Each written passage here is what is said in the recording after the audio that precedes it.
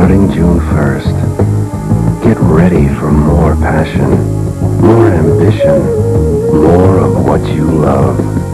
Port Charles, the new daytime drama from the producers of General Hospital. How far will you go to get more? Help new eyes.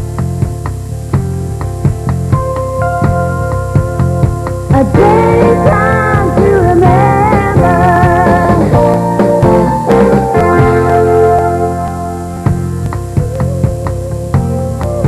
I'm Reba McIntyre, and over the years, General Hospital has given us all some affairs to remember. Today, we're going back to 1980 to rekindle the love affair between Rick Weber and Monica Quartermain. Working side by side in the operating room at General Hospital, they fell in love. And they should have lived happily ever after, right? Well, that's the way fairy tale romances are supposed to end. But soap operas are not fairy tales, and Monica's vengeful husband was no Prince Charming. When Alan found out that Monica and Rick were having an affair, he went off the deep end and plotted to kill them both. He bought a gun, took a little target practice, and headed for their love nest on the Port Charles waterfront. Here's a real affair to remember from General Hospital. I'm wrong. So far, I don't see anything that resembles... What? I don't know. But I tell you, I want you to hold this. I have a... What reason? Crazy person. I tried it, didn't I? I tried it.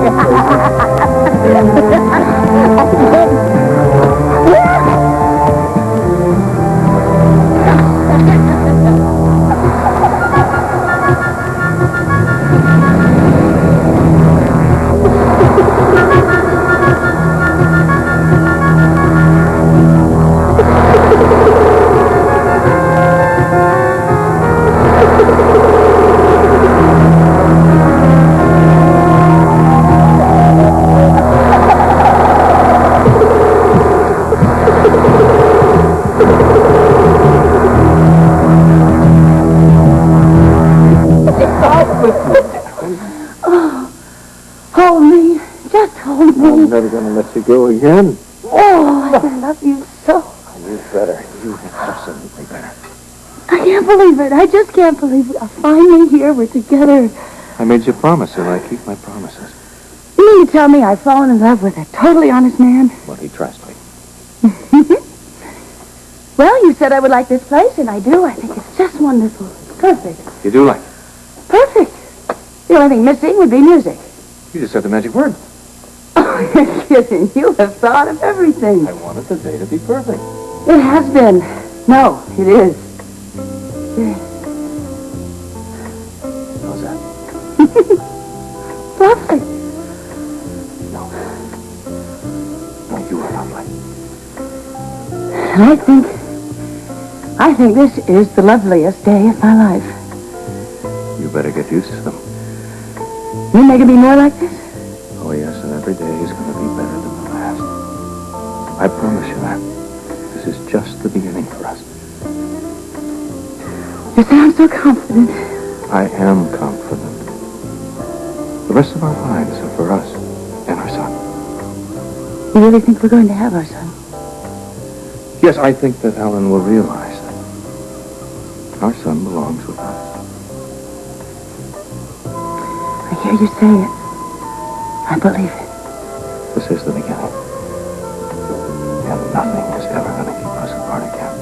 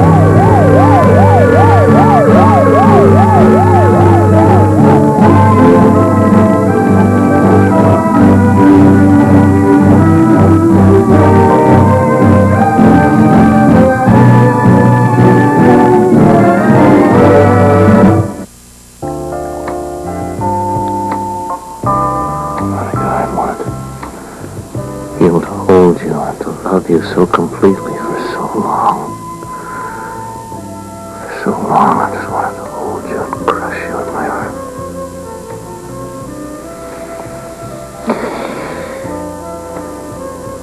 You are more beautiful than you have ever been. All right, what's wrong? He's perfect. No, I know you're blushing. No, I'm not. Yes, you are. No, I'm not. You're blushing. I don't believe that I've waited so long for this. And then I feel like a schoolgirl. You're nervous. It's ridiculous. No. No, to me, it's very appealing. I love you so. That's all I wanted to hear.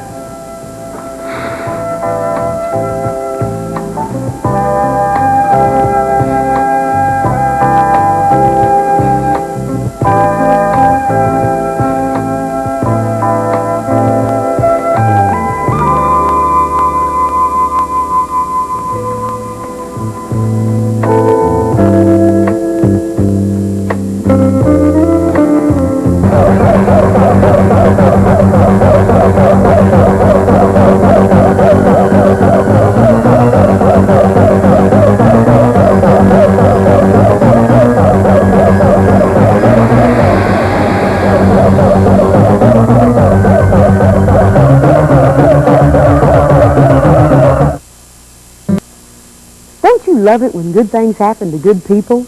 Nurse Jessie Brewer was the best. General Hospital's best nurse and everyone's best friend. But it had been years since Jessie had a beau.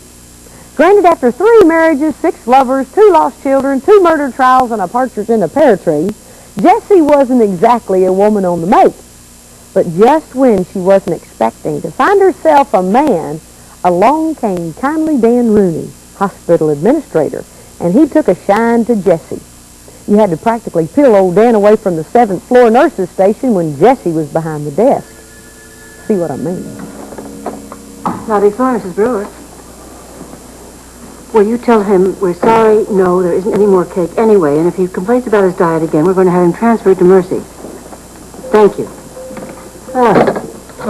Where's that beautiful smile I love so much? Don't start with me, Dan. Uh-oh, trouble with a patient? Mr. Carpenter on 7. Oh, is he that one the nurses call the old grouch? That's the one. What's he complaining about now? La cuisine de l'hôpital général?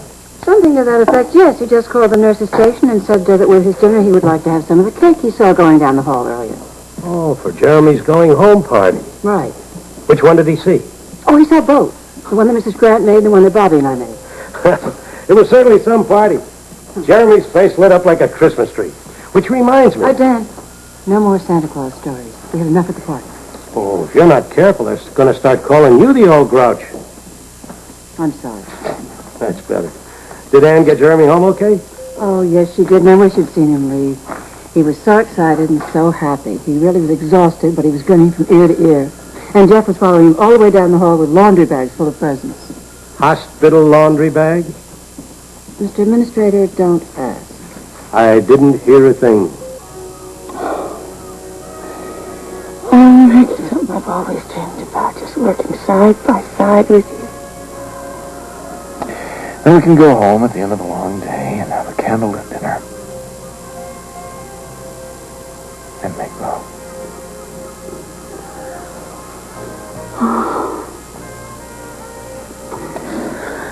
You know, by the time you two open the clinic, I will file for divorce.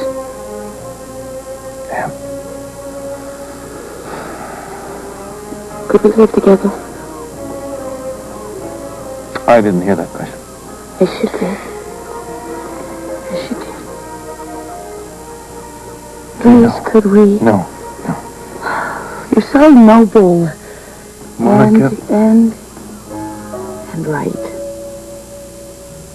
Monica, neither one of us want to hurt Leslie or Ellen any more than we have to. Once we have our divorces and they're final, then we can get married. You're just so old-fashioned. Is that it? Yeah, and you know, I haven't really officially asked you to marry me, have I? No, as a matter of fact, you haven't. Doggone it, I wonder if I will. Well, I suggest you think about it, considering the fact that our son happens to be 6 months old. Well, that isn't very old-fashioned, is it? Not exactly.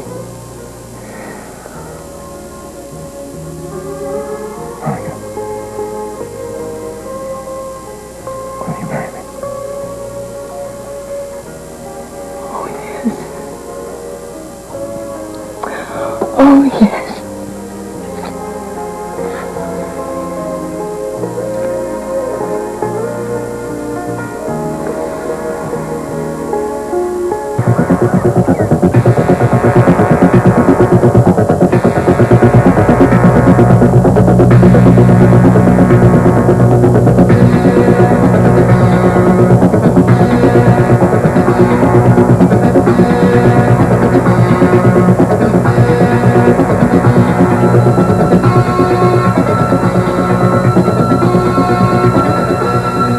Your Honor, I climbed the outside stairs of the cottage, broke down the door and caught the wife I adored in the act of making love to another man. I fired 2 shots at close range, killing both my wife and her lover.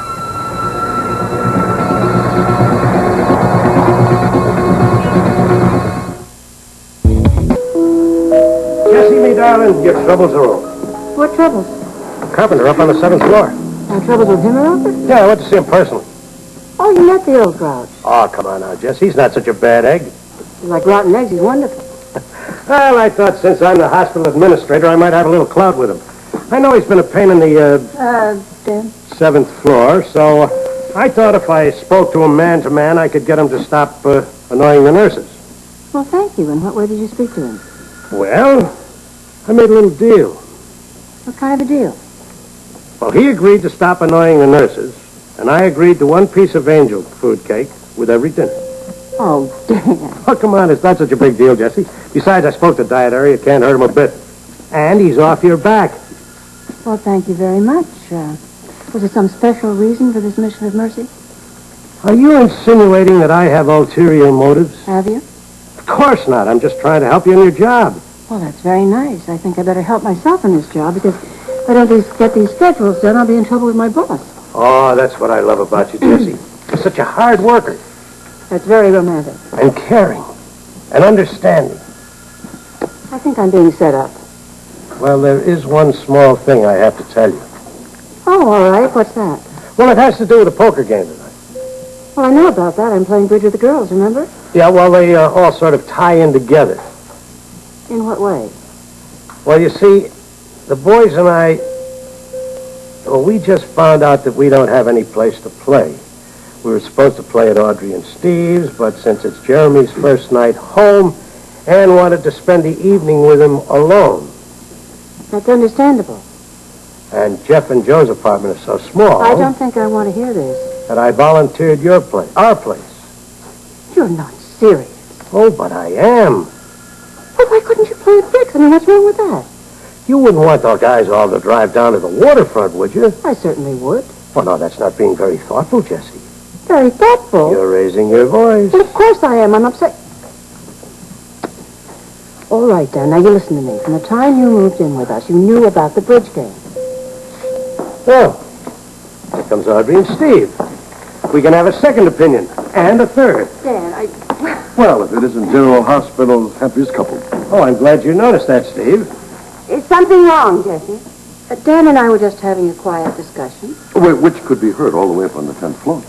Well, we had a very small disagreement. Yes, just a slight one. It was about the poker game.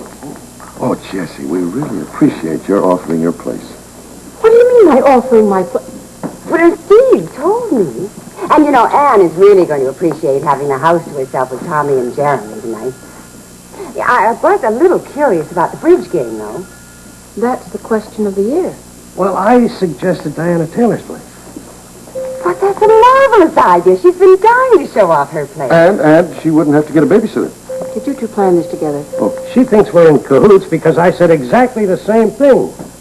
She doesn't realize we men are practical persons. What do you say, Jesse? I just don't understand why you couldn't find someone else's apartment to use.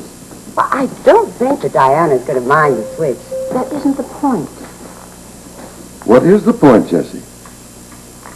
Well, I just don't want Dan telling everybody in the hospital why he's using my place.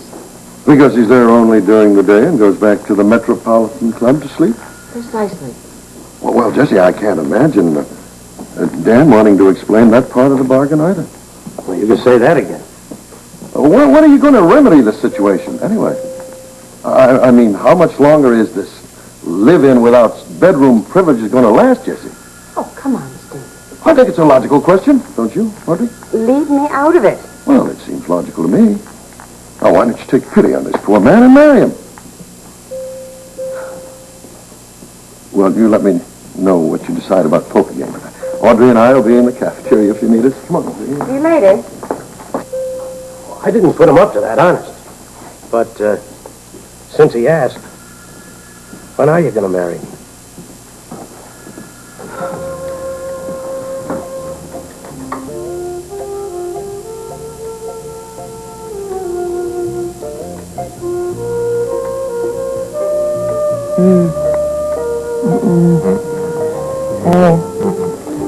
No. Come on, you gotta stop. Why do we have to stop? Because if we don't, I may never be able to leave here. We have no plans for leaving now. It'd be beautiful if this day would never end. This day, I'm telling you. Not ever. I think this has just been the loveliest day. I can't ever remember being this happy. Except for the night that our son was conceived.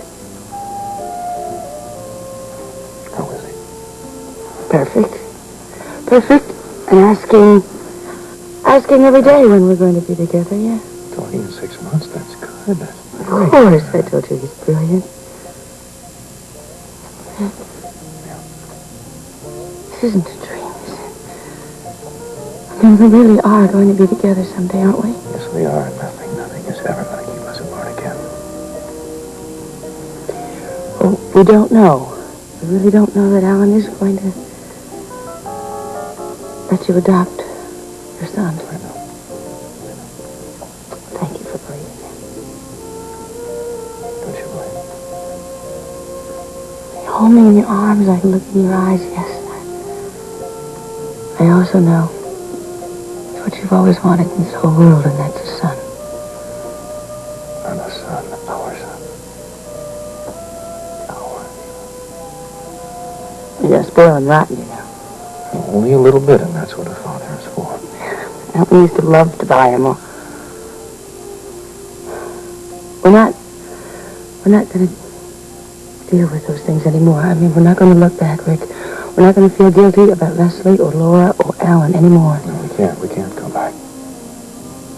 Maybe we can make up in some way for all the people we've hurt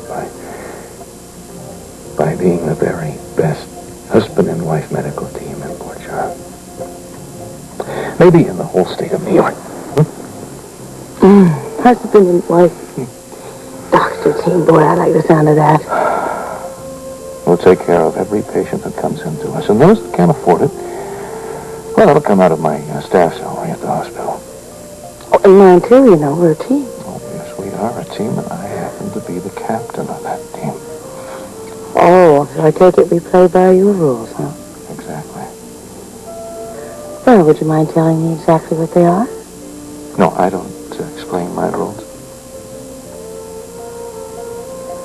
I demonstrate them.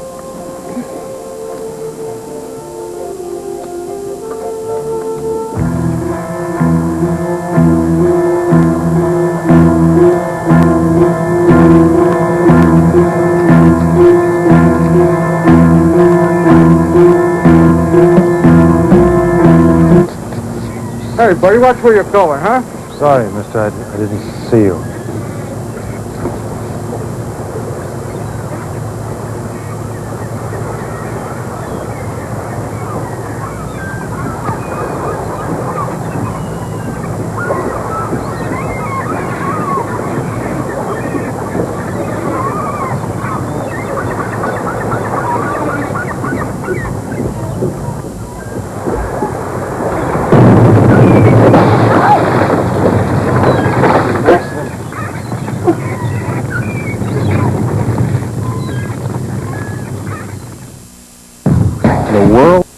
Talk about a twist of fate.